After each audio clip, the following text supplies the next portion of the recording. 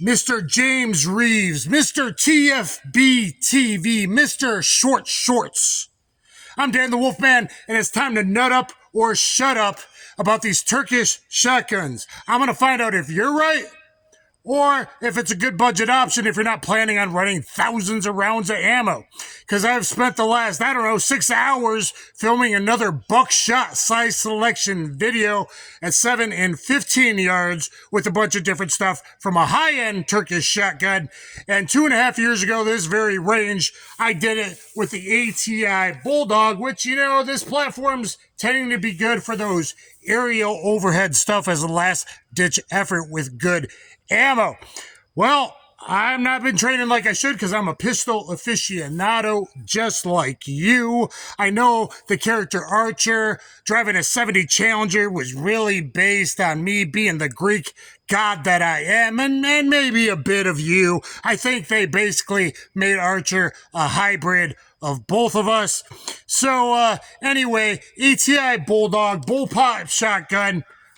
It's exactly how it's been sitting in my safe. Bad boy. For 2.5 years, I got it loaded 5+1 with S&B number 1 buck 12 pellet.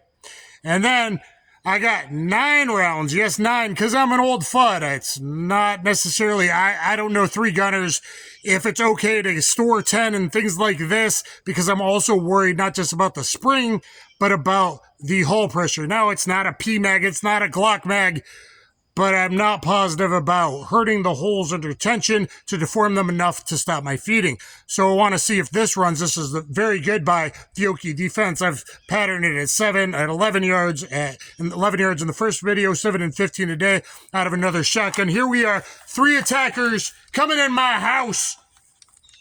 Okay, and I always put a pistol on too. Keep that in mind if I had to leave the room.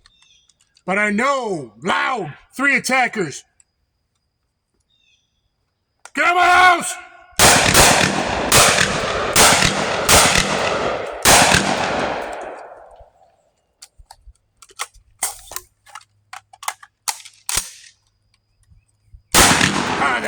That loaded, I didn't know it did that.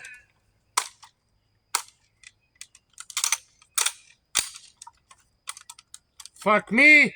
I'm dead in my own house. I think I survived, but, well, maybe we're both right.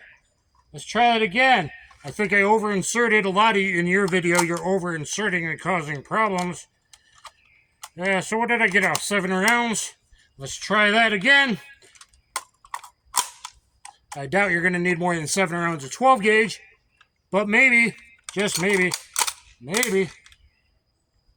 it is not loading. That's a magazine problem. I'm going to keep it running even though I look like the dumb guy here, but I think we're both kind of right.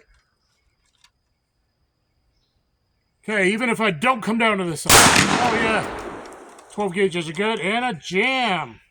And I fully vetted the 5-rounders. Look at my video, buckshot size selection. Yeah, that will not feed and out. So, the problem of these weapon systems is probably the magazine, and I never felt sure about the 10-rounder. It won't fit in the safe, and I didn't know about the reliability. That's why I downloaded by 1, even though usually that's just old dumb FUD lore. But you get old like me, you do learn a few things. But I think we all just learned a couple things. I got, 6+1 on the reload? Let's check the targets. Let's see if I died in my own home. Let me know what you think. Now, I'm not saying something budget-ish is going to last forever. 7 yards, at least I think we got 6 rounds +1, didn't we? So there's my 12 pellets, all dead center. I shot every guy a few times, at least twice, right? This is the 12 pellet number 1 buck here, and here, that's a down bad guy. And there, and you can look at patterning at 11 in the first video from this, and at 7 and 15 in the other, breaking in the Stogram 3000. So, I still think it works. I never fully trusted the 10-rounders. Guys, have you guys all spent the time to vet the 10-rounders? And I even downloaded. Usually that's a bad idea. I think in this case, it might be because I don't know three gunners that left him like Sega's kept in forever. James Reeves, were you right? Were I right? I think we're both right. I survived that situation, even with the SMB, which is low brass. And you see the hits here on all three of these targets one more time. Guys, don't just rely on a deadly force weapon. Get my Combatives a Street Jiu-Jitsu instructional on BJJ Fanatics. It's the highest rated self-defense instructional. Longtime bouncer, armed security, been through a SWAT school as a guest. I'm more a pistol guy. It is what it is. No, I haven't trained enough with this. And, look at my other video from the M3000 coming up. Look at the buckshot size selection, the patterning, so you can make good choices for your home defense based on your likely distance and your longest distance, etc. So, guys, get the Combatives of Street Jiu-Jitsu instruction on BJJ Fanatics. And, Genki desu ka? Yeah. James Reeves, you Japanese car aficionado, I actually like your stuff. I lived in Japan a year and a half, and I fought professionally MMA.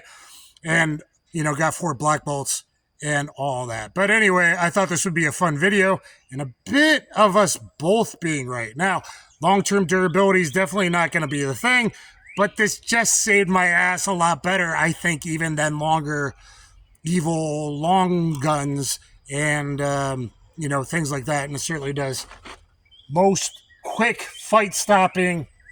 And that's what transitions. I think that's pretty good, considering it's been 2.5 years. It's been sitting there. All I've done is rub a little oil on the outside of the bolt. I haven't unchambered it. I haven't done any of that. So, I don't know. Let me know what you guys think. Is the 10-rounders really a problem? Did I over-insert like James was doing in his things up there video?